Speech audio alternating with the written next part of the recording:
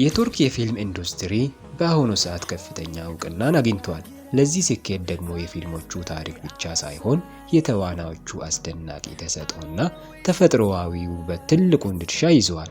ዛሬ በዓለማችንም ሆነ በሀገራችን ኢትዮጵያ በሚሊዮኖች የሚቆጠሩ አድናቂዎችን ማፍራት የቻሉ በውበታቸውና በችሎታቸው ድንቅ የተባሉ 10 ቆንጆ የቱርክ ሴት አርቲስቶችን እና ስለነሱ የሚወሩ አስገራሚ እውነታዎችን ይዘንላችሁ ቀርበናል።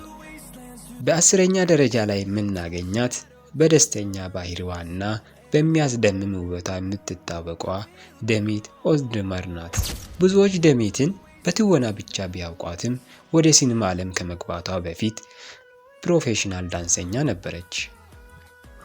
በ9ኛ ደረጃ ላይ የምናገኛት ኒሃን ናት።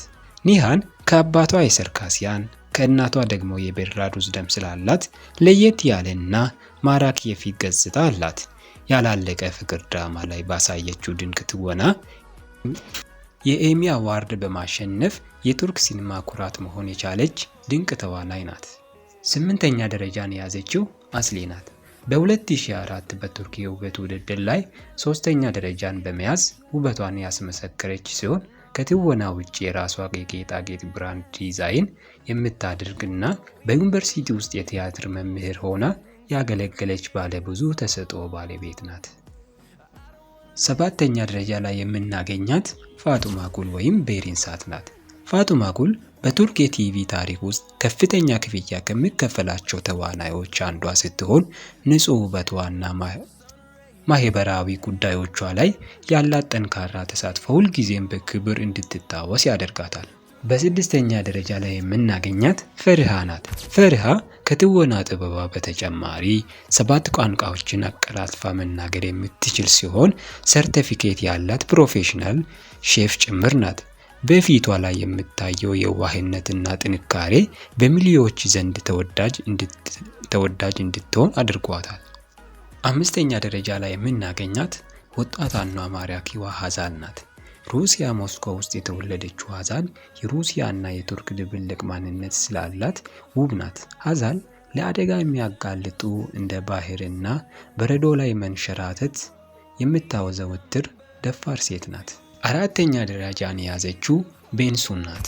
ቤንሱ በትወና ዓለም ውስጥ ከመግባቷ በፊት በማርማር ዩኒቨርሲቲ በስዕል ጥበብ የተመረቀች በመሆኗ ትርፍ ጊዜዋን ሙሉ በሚያማምሩ ስዕሎችና ቅርጻ ቅርጾች ውስጥ በማሳለፍ የምትታወቅ ድንቅ ሰዓሊ ናት። በ3ኛ ደረጃ ላይ የምናገኛት ወጣቷ ተስፋ ሰጪዋ አዳ ናት። አዳ ውብ የሆነ አረንጓዴ አይኖችና ተጫዋች ባህሪ ያላት ሲሆን በቱርክ የፍቅር ኮሜዲያ ላይ ባሳየችው ፈጣን ብቃት በአንጸባራቂ ኮከቦች ሽልማትን ማሸነፍ የቻለች የነገዋ የሲኒማ ተስፋ ሰጪ ናት። 2ኛ ደረጃን የያዘችው ኤሊፍ ናት። ኤሊፍ በዓለም አቀፍ የኤማ ሽልማት ላይ ለምርጥ ተዋናይነት የታጨች መጀመሪያዋ የቱርክ ሴት ስትሆን ከ2004 ጀምሮ የዩኒሴፍ ዓለም አቀፍ የበጎ ፈቃድ አምባሳደር በመሆን የህፃናት ህይወትን ለመቀየር የምትተጋ ሴት ናት። በዓለም ዙሪያ ባሉ በሚሊዮኖች በሚቆጠሩ ተመልካቾች ምርጫ በአንደኛ ደረጃ ላይ የተቀመጠችው ማራኪዋ ሃንዴል ኤርቸል ናት። ሃንዴ በተለያዩ የዓለም የውበት መድረኮች ላይ የቱርክን ስም ያስጠራች ሲሆን በኢንስታግራም ላይ ከ32 ሚሊዮን በላይ ተከታይ በማፍራት ከቱርክ አርቲስቶች ሁሉ ተወዳዳሪ የሌላት ቁጥር 1 የቁንጅና ንግሥት ናት። የዛሬው ቪዲዮአችን እነዚህ 10 ማራኪና ተጽዕኖ ፈጣሪ የቱርክ አርቲስቶችን የቃኘንበት ነበር። ከነዚህ 10 ምርጥ ተዋናዮች መካከል ለእናንተ አንደኛ ማን ናት? የሷስ የትኛው ፊልም ወይም ድራማ ይበልጥ ትወዳላችሁ? ሐሳባችሁን አሁኑኑ በኮሜንት መስጫ ላይ ያጋሩን። ቪዲዮውን ከወደዳችሁ ላይክ እና ሼር በማድረግ ሐሳባችሁን ግለጹልን።